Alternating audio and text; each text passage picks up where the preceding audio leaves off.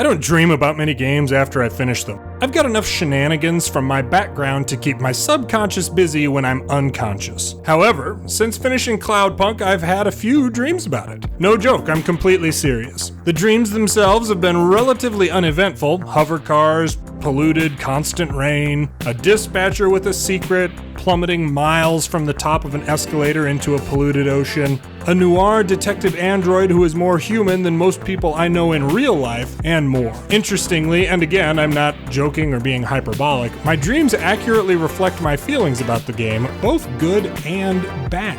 Make no mistake, this is a good and maybe even a great game, particularly at its budget price. But it has a couple issues, and we'll talk about that. But this is likely a must-play for cyberpunk fans. I'm sure all the dream discussion has you intrigued, so don't forget to like, subscribe, and share the video. It really helps a small channel like mine. FYI, I'm not going to spoil the 9-hour or so game, but I will be alluding to some issues in broad terms. In Cloudpunk, you are basically a female version of Bruce Willis's character from the beginning of The Fifth Element. You're a delivery driver for a sketchy but very well-known delivery service in a cyberpunk metropolis, which may have some dystopic elements. The character is new to the city, so she is discovering the city as the player progresses. The city is broken up into different areas with varying levels of rain, pollution, and poverty, and this is a single city which is vertically structured with the rich people at the top. Nothing groundbreaking there. However, the world of Cloudpunk is truly beautiful. And I didn't realize this from the screenshots on Steam, but the game is voxel based, so everything from the vehicles to the people are made up of tiny blocks. I loved it, so obviously I think it looks good. I just didn't realize how stylized it was before I purchased it. One of my biggest questions going into the game was the gameplay. Is this really just Euro Truck Simulator in a cyberpunk city? Well, in short, yeah. The gameplay focuses on you navigating your vehicle through the town, finding parking spaces, which are landing pads, in the area of a delivery, and then delivering the package or person on foot. There may be some additional side task that you're required to do to complete the mission, but it's never complicated. There is no elaborate puzzle solving, platforming, combat, anything like that. You are a delivery driver, and the gameplay doesn't go much beyond that, for better or worse. So that means that the story really has to hold your attention, right? Well, most of it did for me. The writing was a bit inconsistent, and I'll discuss that when I talk about the characters. As with many cyberpunk games, there's an artificial intelligence running much of the city's services and information that may be malfunctioning. In addition, you'll find various side characters throughout the city who may have comments or requests for you. Some of these side stories are truly excellent. Be sure to seek them out. A notorious gang of robots more badass than any murderer or drug dealer because they trespass on corporate-owned property with the intent of urban renewal? Hell yes, you have my attention.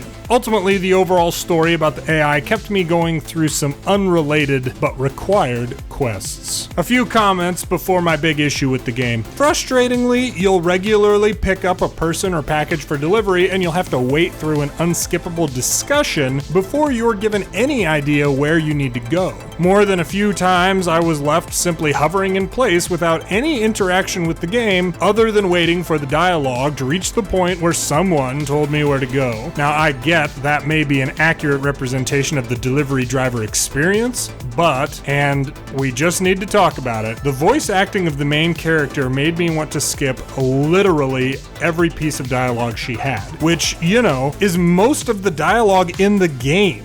Just to give you an idea what I'm talking about, here are some unedited lines from the main character who is talking throughout the entire game. Rest for now, Camus. I'll bring you online soon.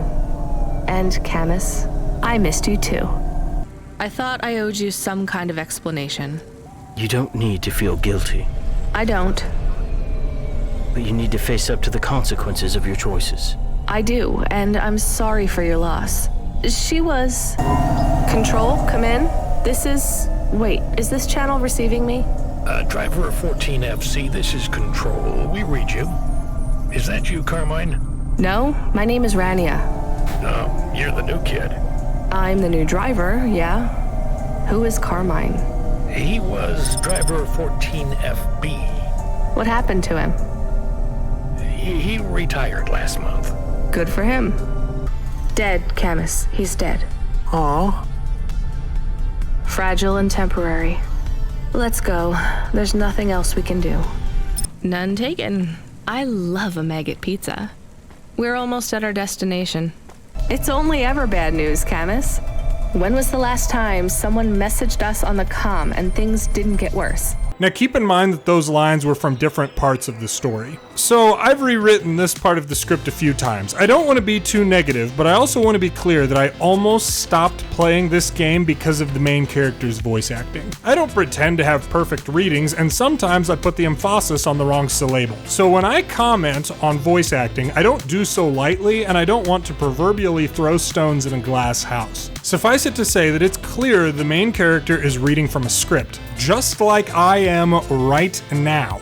But she has very little inflection, emphasis, and nearly no variance in pitch or tone. I sincerely expected a Blade Runner-esque twist that she was an android. Now, I mentioned the writing. The whole game takes place during one night shift the main character is working. At the beginning of that shift, the main character spends a good amount of time trying to figure out what Cora means, as it seems perhaps related to the unusual occurrences in the city, and several characters seem oddly evasive when asked about Cora. Then, later that night, so just a few hours later in the game world, she meets a machine AI from an ancient part of the city that identifies as Cora, and she's dismissive, skeptical, and seemingly ignores all the obvious signs that Cora is very relevant to what's going on. It was just inconsistent. If the game took place over a few weeks or perhaps a month, then that type of different mindset from the one character would make a bit more sense. However, if good voice acting is important to you, you can turn the voice volume down separately, but then you'd be missing out on truly excellent acting from the dispatcher and an android known as Huxley, as well as a few others.